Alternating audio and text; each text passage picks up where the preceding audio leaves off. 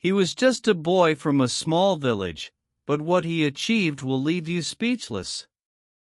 Hello and welcome to Easy English Official. I'm so glad you're here today. This video is perfect for anyone who wants to improve their English, whether you're just starting or already at an intermediate level.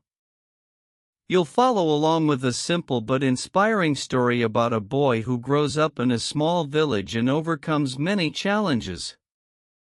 As you listen and read, you'll learn new words, practice sentence structures, and hear how English sounds naturally. In this story, you'll see how hard work, belief, and helping others can change a life. Reading and listening together will strengthen your English skills and build your confidence. You can pause the video anytime to repeat sentences, check new words, or practice speaking. So, get comfortable, open your mind, and enjoy this journey of learning English and discovering a story full of lessons about life, courage, and success. Let's begin. Chapter 1. In a small countryside village, hidden between soft green hills and golden rice fields, there lived a boy named Aaron. His house was tiny, made of bamboo and wood, with a roof that dripped whenever the rain poured. Life was simple and difficult, but he shared it with his parents and younger sister. They had little money, yet they always had each other. His father worked tirelessly in the fields, planting and harvesting rice with calloused hands. His mother sold vegetables in the busy market, smiling at neighbors even when she was tired. Every day the family rose before the sun, preparing for another long day of labor.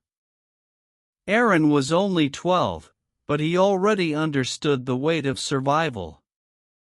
He wore the same faded clothes each season and shoes that had cracked long ago. Instead of a school bag, he carried his books in a plastic bag that often tore. He never complained because he knew his parents were giving their best.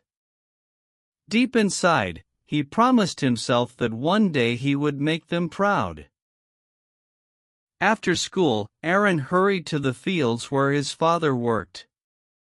He carried buckets of water, removed stubborn weeds, and planted tiny seedlings with his small hands. Though his body was weak, his effort was strong. At night, after a simple dinner, he read his lessons under the dim glow of a candle. Some nights exhaustion covered him like a heavy blanket. Some nights he almost wished to quit. But in the center of his heart lived a dream brighter than the stars. Aaron dreamed of becoming a teacher, someone who could guide children in villages like his. He wanted to give them hope the same way hope carried him. He believed knowledge was the key to change. Education could break the chains of poverty, lift his family into a brighter future, and help his sister go to school without worry. More than anything, it gave him the courage to continue each day. That belief kept him walking forward. At school, Aaron was a quiet but curious student.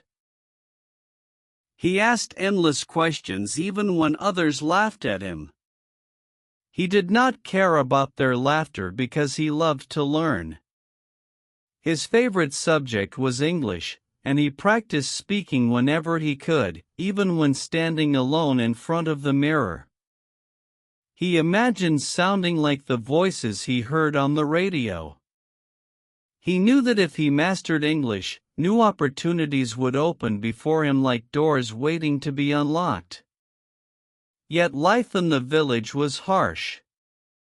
When the rains failed, crops withered, and some days the family had barely enough food to eat. The walk to school was 5 kilometers, and during rainy season, the path turned into sticky, knee-deep mud. Still, Aaron never missed a single day. He wrapped his books carefully and pushed forward, his determination stronger than the storm. Many classmates mocked him for his ragged clothes and big dreams, but he kept quiet. He remembered his father's advice: people may laugh at you, but never laugh at yourself. Protect your dream even if no one else believes in it. Those words became his shield. Each night, when the world outside grew silent, Aaron studied again, memorizing, reading, and writing in his worn-out notebook. His mother noticed his dedication, and one evening she handed him a gift wrapped in newspaper. It was an old English book she had found in the market. "It's not much," she whispered, "but I know you'll use it well." Aaron's face lit up, and he hugged the book as if it were treasure. From that night on, he read the book until he knew every page by heart. He had no computer, no internet, and no private teacher. But he had something far greater: unyielding determination. He believed each simple day of school, farm work, and study was building a better future. Quietly, he carried fire in his heart, and his journey had only just begun. Chapter 2. Aaron was working harder than ever before. Each morning he rose before the sun, helping his father in the fields before rushing off to school. He always sat at the front of the classroom, listening closely to every word. After classes ended, he hurried home to study with his old English book, his small notebook, and the dream he carried inside. The boy began to feel proud of himself. His handwriting looked neater, and his grammar started to improve. He could read simple English stories and understand them more clearly than before. Even his younger sister asked for help with her lessons, and he guided her with patience and care. Deep in his heart, Aaron began to think that maybe his dream of becoming a teacher was possible. At the end of the school year, an important English exam was announced. Success in this test meant moving to the next level and earning a scholarship to study in town. That school had computers, trained teachers, and even a library. Aaron studied harder than he ever had in his life. Night after night, he stayed awake practicing new vocabulary, repeating sentences out loud, and writing short passages. His mother encouraged him with warm words, and his father silently showed pride. The whole family waited for the day with hope. When the exam day finally arrived, Aaron put on his cleanest shirt and walked to school with nervous excitement. Inside the classroom, he tried to keep calm. Some questions felt easy, others more difficult, but he did his best. By the end, he felt satisfied and believed he had done well.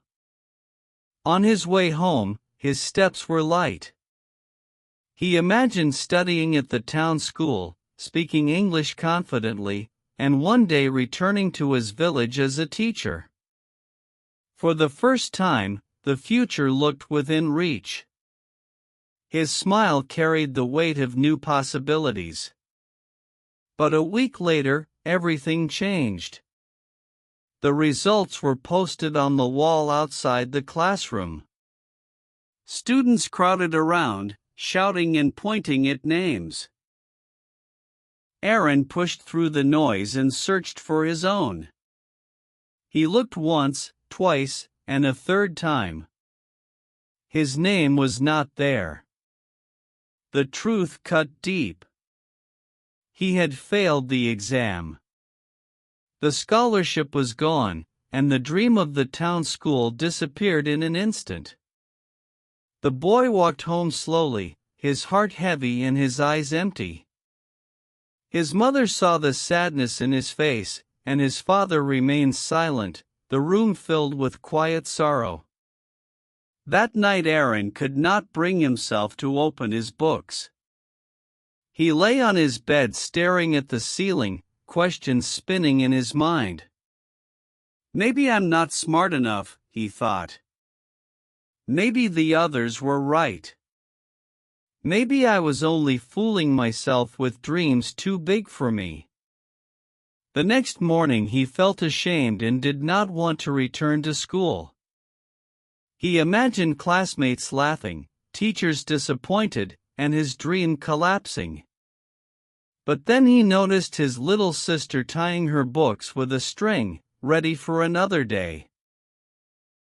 She looked at him with trusting eyes and asked softly if he would still help her with her homework. At that moment, something shifted inside of him. Aaron realized his dream was never only about himself. It was about his family, about giving hope, about proving that failure was not the end. Failure only meant another chance to rise again. That night he lit the candle once more and picked up his book. He whispered to himself as he opened his notebook, "I failed once. That is true. But I will rise again. I will try harder. I will not stop until I succeed." From that moment, failure was no longer his enemy. It became his teacher, reminding him how much his dream truly mattered. His heart grew stronger, ready for the next fight. Chapter 3. The pain of failure stayed in Aaron's heart, but instead of destroying him, it lit a fire inside. He had felt the sting of defeat, and that made him hungry for success even more. Quietly, he made a promise to himself. From this moment, I will outwork everyone. I will give everything I have. Before the sun touched the horizon, Aaron was already awake. While the village still slept under the morning mist, he walked beside his father into the fields. Dew soaked their feet as they carried buckets and tools. Aaron planted seeds, pulled weeds, and carried water without a word of complaint. He admired the strength of his father, who worked every day to keep the family alive. Aaron wanted to be just as strong, not only in his body but also in his spirit. After finishing in the fields, he washed quickly, changed his worn clothes, and grabbed his books, ready for the long journey ahead. The road to school stretched 5 kilometers, rough and uneven. In the rainy season, it turned into heavy mud that pulled at his shoes. Sometimes his clothes got covered in dirt, but he didn't care. His heart was focused on one goal, and nothing, not mud, not distance, would stop him. In the classroom, Aaron always chose the front seat. He paid attention to every word, filling his notebook with careful notes. While some students whispered, laughed, or played with scraps of paper, he kept his eyes fixed on the teacher's chalk. He used his mind, his ears, and his determination as his greatest tools. After lessons, many of his classmates ran to play football or rest. Aaron went straight home instead, where his mother needed him. He carried water from the well, gathered firewood, and helped prepare the evening meal. His little sister followed him everywhere, smiling and asking questions. He always found time to teach her new English words. To her, he was already a teacher. After dinner, when the house was quiet, Aaron returned to his books. Sometimes the lights went out, but he didn't stop. He lit a candle and studied by its glow, repeating new words until they stuck. He carefully protected his notebook by wrapping it in plastic against the rain. In it, he wrote difficult sentences over and over until they became clear. He studied more than English, working hard in math, science, and Burmese. But English felt different. It was a key, a doorway to the world beyond his village. There were nights when his eyelids grew heavy, when his body begged him to sleep early. But he reminded himself, if I rest now, my life will stay the same. If I keep trying, maybe everything can change. Those words gave him the strength to push forward. Even weekends were not for rest. On Saturdays, he followed his mother to the market, helping her carry baskets and sell vegetables.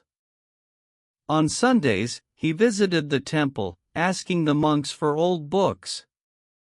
He read every page he could find, even if some were torn, even if many words were unfamiliar. When he did not understand, he refused to give up. He asked teachers at school, he asked older students, and he repeated lessons until the knowledge made sense. He no longer felt embarrassed for asking questions.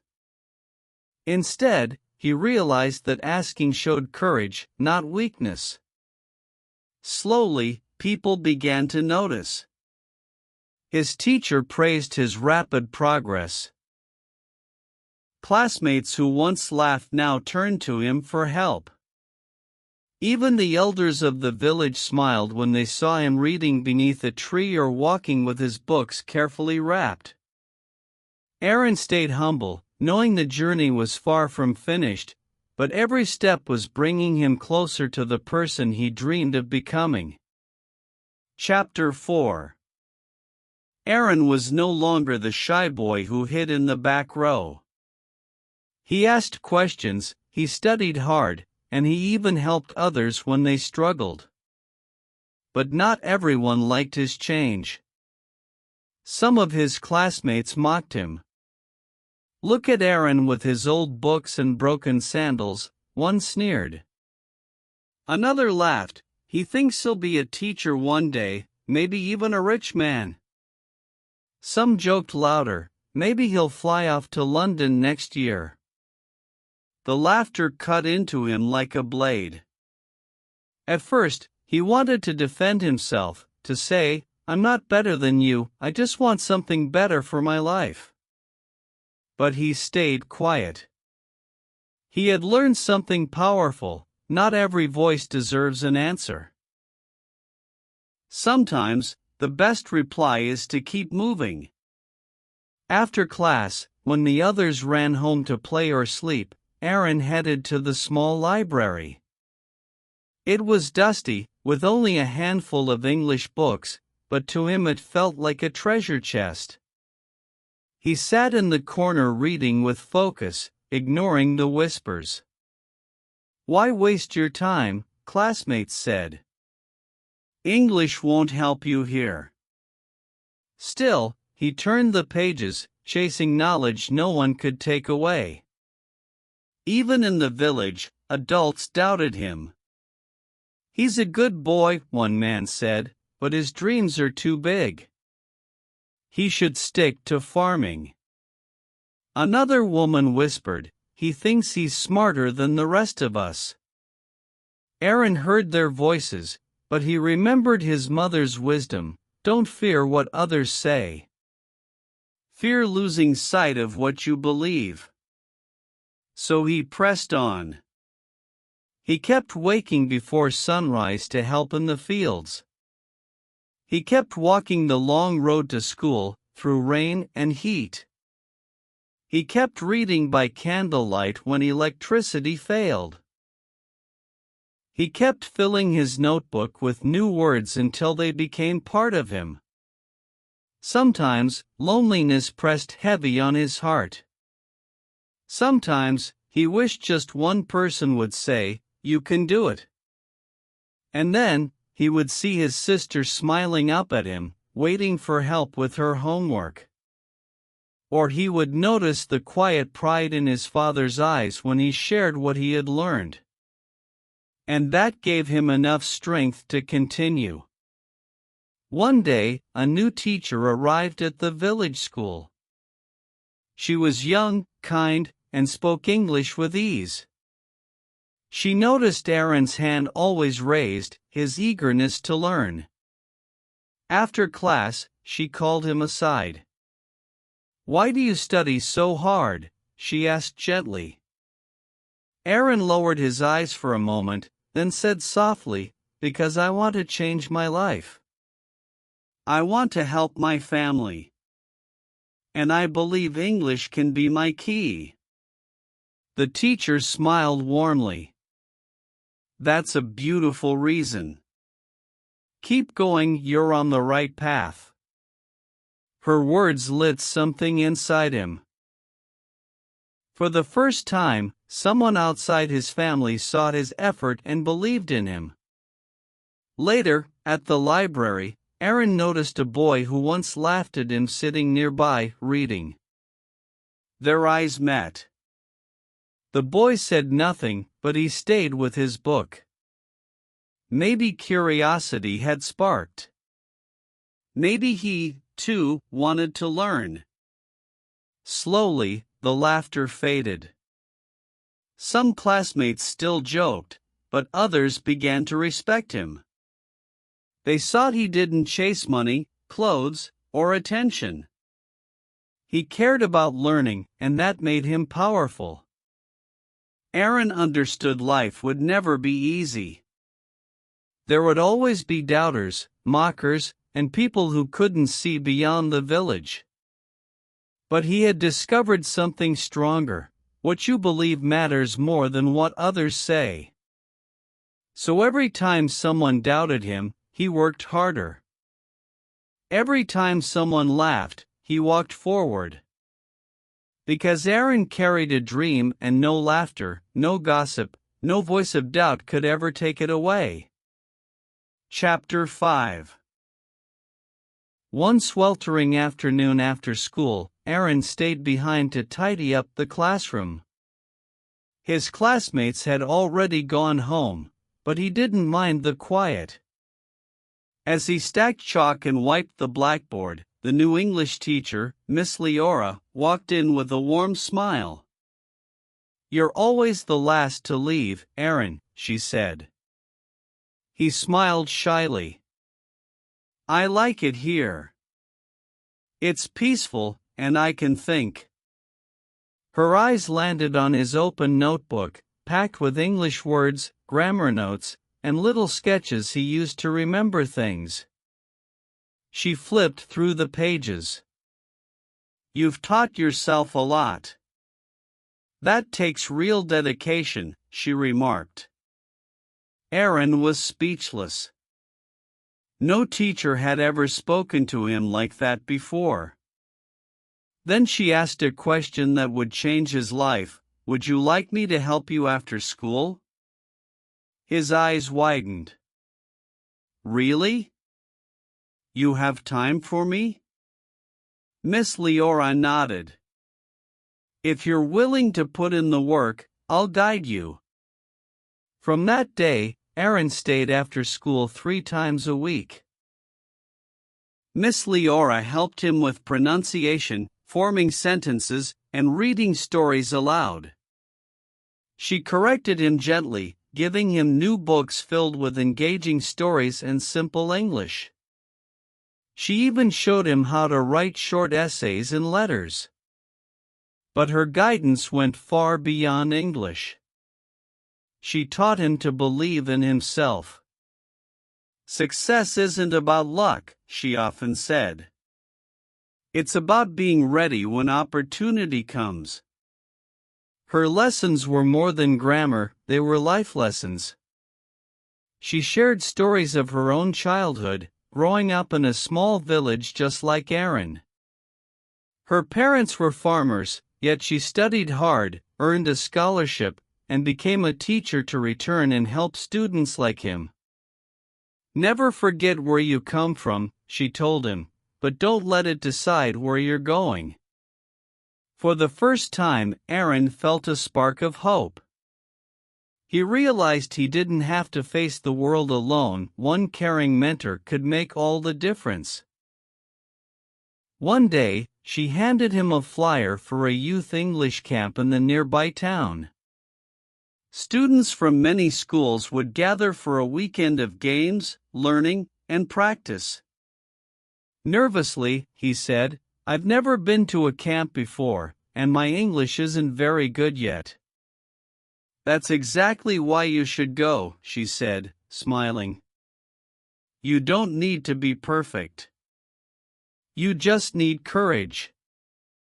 With his parents' help, they sold some vegetables and lent him an old bag. He attended the camp.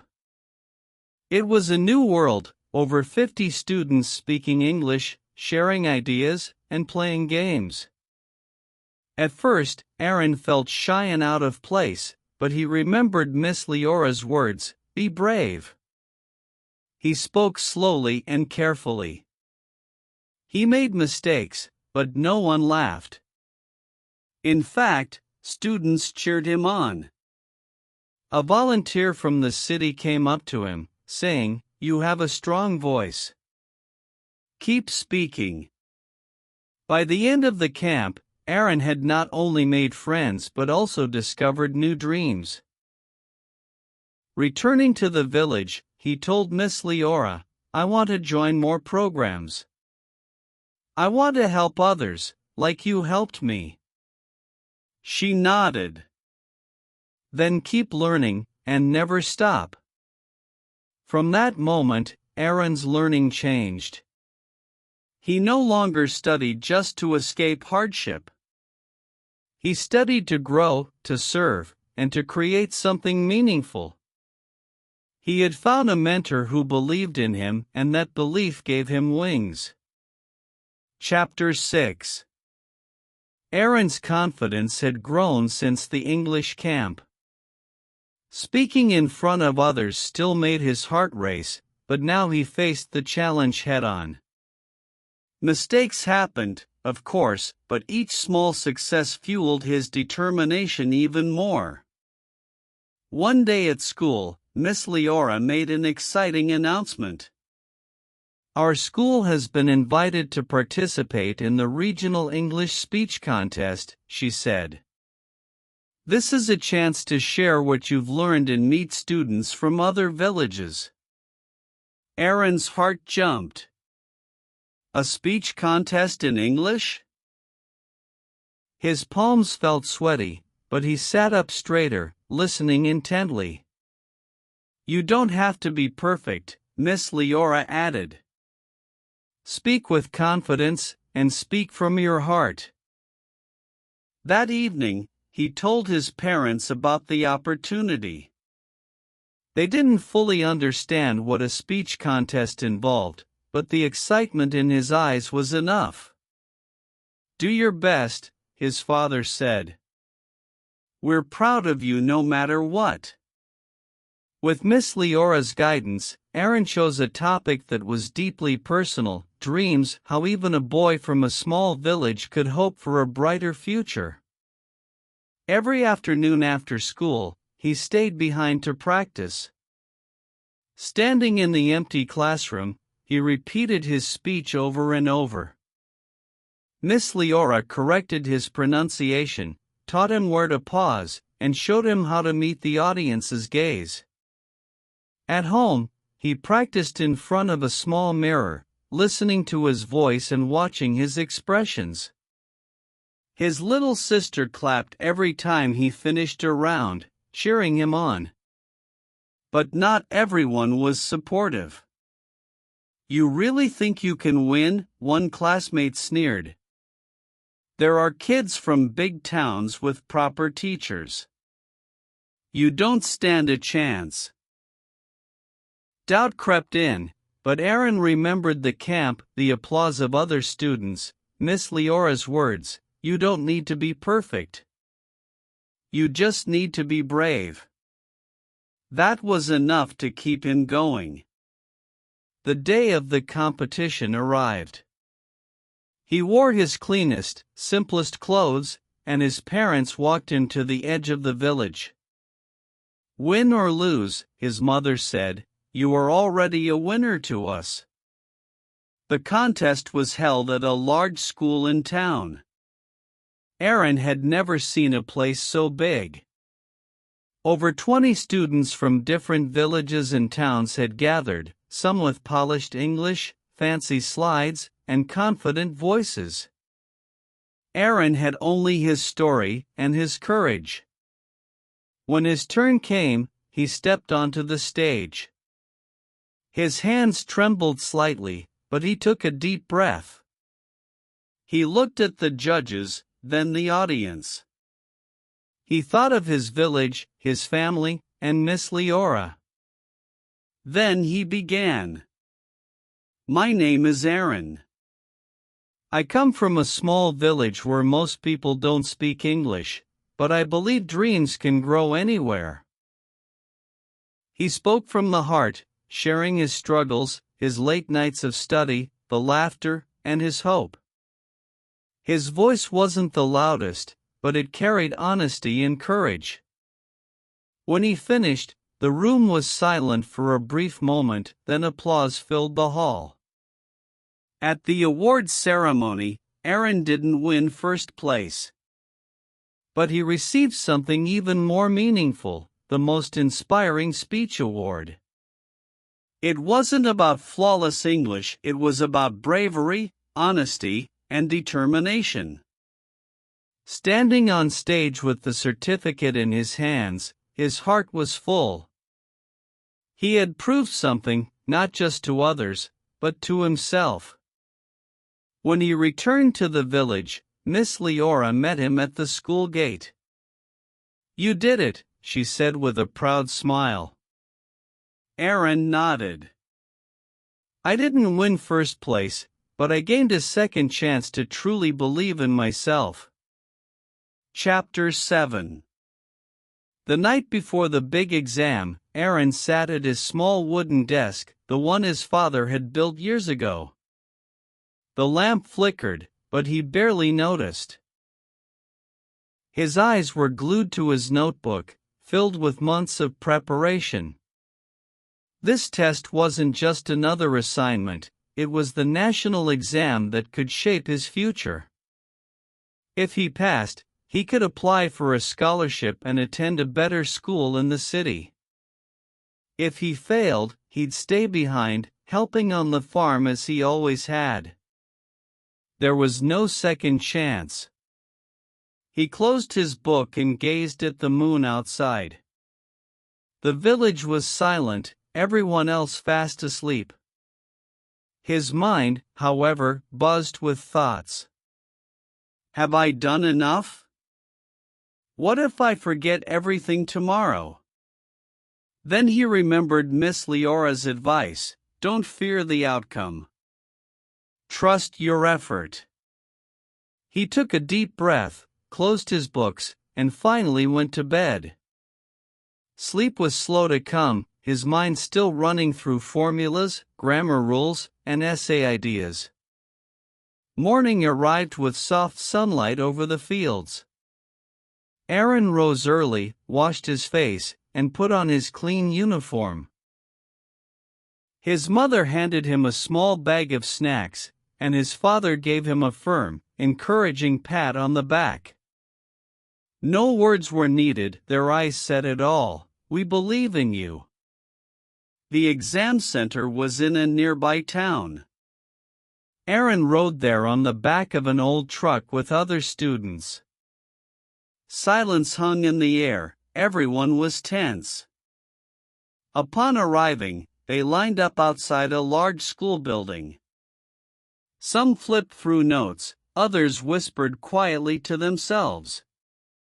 Aaron closed his eyes for a moment, trying to steady his racing heart. A bell rang. It was time. Inside the exam room, the air felt cool and quiet. Rows of desks stood like soldiers. Aaron found his seat, hands slightly sweaty, legs tense. The invigilator entered with a serious expression and handed out the papers. Do not open until I say so, she instructed. Aaron whispered a small prayer, not for luck, but for focus. When the word begin came, he opened the test. The first section was English, his favorite. He smiled faintly and began. Vocabulary, grammar, reading comprehension. He tackled each question carefully, step by step. Next came math. Not his strongest subject, but he had practiced tirelessly. When a problem stumped him, he closed his eyes, took a deep breath, and remembered Miss Leora's advice: don't panic. Think carefully. Hours passed.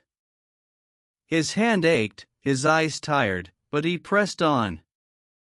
Finally, the essay section arrived. The topic asked for a personal goal. His heart leapt. This was perfect. He wrote about his dream of becoming a teacher, of helping students in villages like his own, just as Miss Leora had helped him. His words were simple, but full of heart. When the final bell rang, he put down his pen. It was over. He walked out feeling both light and heavy. Some students looked relieved, others worried. Aaron wasn't sure how to feel. He had given his all, yet doubt still whispered in the back of his mind. On the ride home, he watched the trees and rice fields pass by. Everything looked the same, but inside, he felt different. He had faced his fear and done everything he could.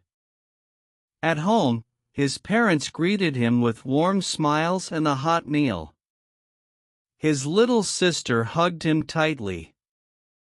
"Did you win?" she asked. Aaron smiled. "I don't know yet, but I didn't give up. That's what matters." That night, for the first time in weeks, he slept peacefully. He had faced the day of truth, and he had walked through it with courage. Chapter 8. Weeks passed after the exam, and Aaron returned to his usual routine, helping his father in the fields, feeding the chickens, and walking his little sister to school. Yet something inside him felt different. He had faced his fear and given the exam everything he had. Still, the results hadn't come yet, and he carried a quiet anticipation in his heart. Each day, he passed the school notice board, hoping the results had arrived. His classmates reacted in different ways, some confident, others nervous, but Aaron stayed calm. He kept working, studying, and believing. Then one morning, Miss Leora appeared outside the classroom with a bright smile and a piece of paper in her hand. "The results are here," she announced. Students hurried to the board, and Aaron's heart raced. He hesitated. What if he hadn't passed? What if all his effort had been in vain? But then Miss Leora gently touched his shoulder. "Aaron," she said softly, "you did it. You scored among the top in the region." Shock froze him for a moment. His hands trembled as he read his name beside the words, "Top 5% eligible for scholarship interview." He had done it. His classmates, even those who had once doubted him, clapped and offered thumbs-ups. "Well done, Aaron," one said. "You really earned it." A warm pride filled his chest, not from showing off, but because he knew this success had come through struggle, sacrifice, and relentless effort. He remembered late nights under the flickering lamp, early mornings in the cold fields, and all the moments of doubt. Every hardship had led to this. At home, his mother saw the glow on his face. She didn't ask, she just hugged him tightly. I knew you'd make us proud, she whispered. His father, usually quiet, gave a strong nod. You've opened a new door, son. Well done. News of Aaron's achievement spread through the village. People who once overlooked him now greeted him with respect. You're the boy who passed the national exam, right? A shopkeeper asked. We heard you're getting a scholarship, the village headman added. You're going places. Aaron felt shy under all the attention, but deep inside, he felt something stronger, hope. If he could accomplish this, what else might be possible? A few days later, he received a letter from the scholarship office, inviting him to the city for an interview. Miss Leora helped him prepare, practicing answers, reviewing questions, and even helping him pick his best clothes. Before he left, she handed him a small notebook. Write your story, she said. One day, it could inspire others. The city was overwhelming, tall buildings, loud traffic, and bright lights, but Aaron remained composed. He entered the interview room with quiet confidence. The panel asked about his goals, his family, and the obstacles he had overcome. Why do you want this scholarship? One interviewer asked. Looking them in the eyes, Aaron answered, I want to become a teacher and help students like me. Every child, even in the smallest villages, deserves the chance to dream. Silence followed, then a smile. A week later, the final letter arrived. Aaron had been selected. He would attend one of the best schools in the region, with all expenses covered, tuition, books, housing, and food. He held the letter in his hands, tears streaming, not of sadness, but of quiet, deep joy. Stepping outside, he looked at the night sky. The stars seemed brighter, the breeze softer. Whispering to himself, he said, This is just the beginning. Chapter 9. Aaron stepped off the bus and took in the familiar sights of his childhood village. The dusty paths, the green rice fields, and the small wooden houses looked unchanged, but he had. After completing his first year at the city school, he had returned home for the holidays. His bag was heavy with books, and his mind overflowed with new ideas. He had learned so much in just 1 year, and now, he wanted to do something more. He wanted to give back. His first stop was his old school. The building still had cracked windows, the desks were worn, and the walls bore the marks of years gone by. But inside, the classrooms were alive with bright, curious faces, just like his once had been. The children looked at him with wide eyes. They had heard the story of the boy from the village who had earned a scholarship. Miss Leora greeted him warmly. They look up to you now, she said. They need someone like you. Without hesitation, Aaron asked, Can I help teach while I'm home? From that day on, every morning he returned to the classroom not as a student, but as a guide. He taught English, helped with math, and shared practical tips for studying. He told stories of life in the city, of the school he now attended, and how dedication had brought him there. The children listened intently, started working harder, asked more questions, and stayed after class for extra help. One young boy said shyly, I want to be like you, Aaron. Aaron smiled. You can. Just believe in yourself and work hard. Aaron didn't stop at the school. In the afternoons, he helped his parents on the farm, mending fences, carrying water, and even showing his father new ways to grow vegetables he had learned in science class. In the evenings, he organized a small study group at the village monastery.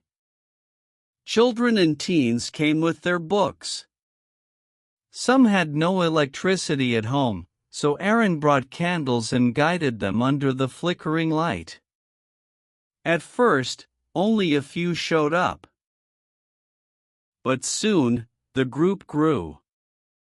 The room buzzed with learning, laughter, and hope. Even the village elders noticed. "He left to learn," one said, "but he returned to teach." Aaron felt pride not for himself, but for his village. He knew he wasn't the only one with dreams. Many children held the same spark, but they needed someone to help ignite it. One day, he gathered the children under a large tree and spoke from his heart. "I was once like you," he said. "I had no special talents. I came from a poor family. I failed once, but I didn't give up. Now, I'm learning in a place I never imagined. You can do the same. Start small. Keep moving forward. One day, you will soar." The children clapped, some even shedding tears. Parents began thanking him. "My son never cared about school before," one mother said, "but now he studies every night. Thank you for awakening his dream." Aaron felt a deep sense of purpose. Success wasn't just about reaching far. It was about returning to lift others along the way. Before he headed back to the city, the villagers gave him a simple gift, a wooden pen holder carved from a local tree, with a few words etched in honor of the one who had returned with light. Holding it in his hands, Aaron promised himself, "No matter where I go, I will always come back. I will always help."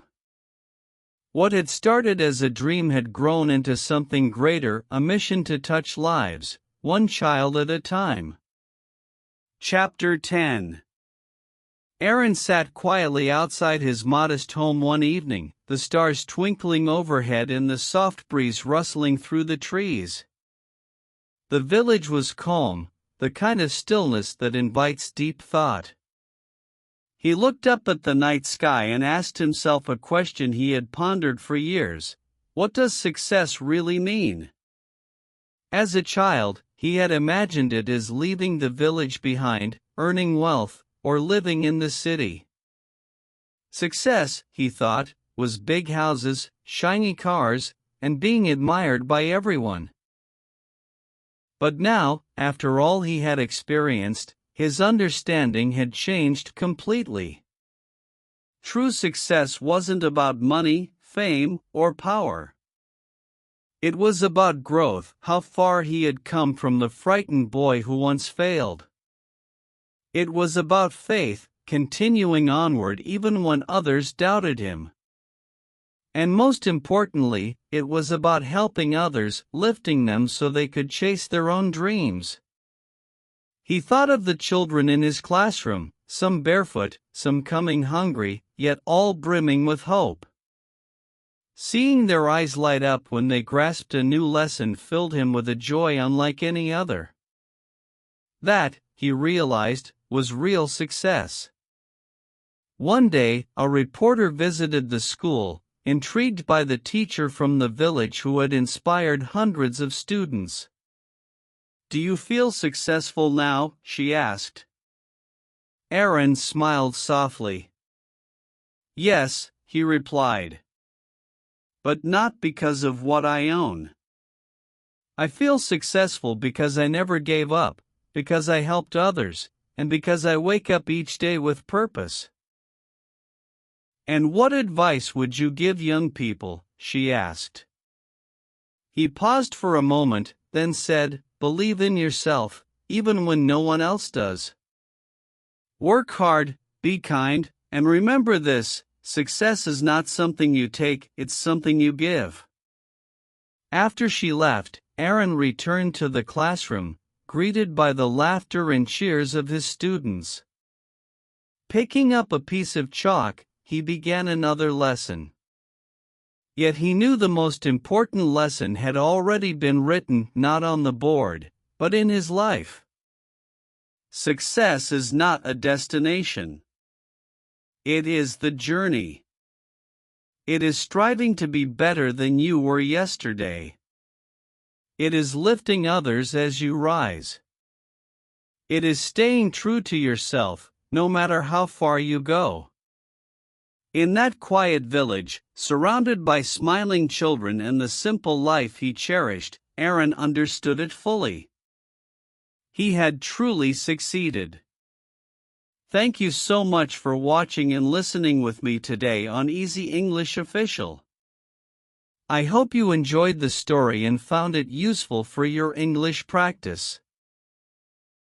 Remember, learning English takes patience, but every sentence you read and every word you hear brings you closer to your goal. You can watch this video again, practice speaking along, or even try writing the story in your own words. It's a great way to remember vocabulary and improve pronunciation. Stories like this one also teach life lessons: never give up, keep believing in yourself, and help others along the way. Keep taking small steps, practicing every day, and your English will grow steadily.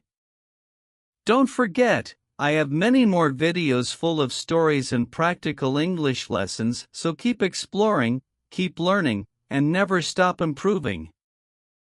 I'm proud of your hard work. See you in the next video, and remember, English is a journey, and every step counts.